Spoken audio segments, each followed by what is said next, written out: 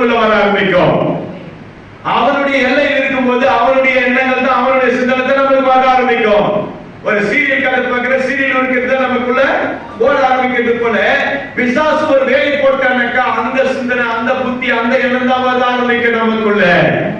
அல்லேலூயா.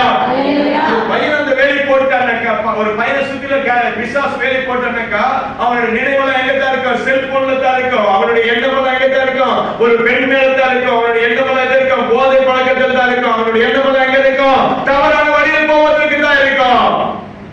ஏன்னாக்கா அவனை சுற்றில என்ன இருக்குது? வேலை போட்டப்பட்டிருக்குது. ஒரு பெண்ணை சுற்றி ஒரு வேலை போட்டிருக்கிறாக்கா நீ என்னத்தான் அடிச்சாலும் என்னத்தான் பண்ணாலும் மாம்சத்தில் ஒன்றும் செய்யப்பட முடியாது. ஆவியில நீ ஜெபிக்கும் போது அந்த வேலை தகர்க்கப்படும். நீ கண்டிக்கலாம், அடிக்கலாம், அல்லது சூடு வைக்கலாம், எது பண்ணாலும் அது ஒத்துக்காது. அது வேலை தகர்க்கப்படாது. மறுபடியும் அந்த தவறு பண்ண ஆரம்பிப்பான்.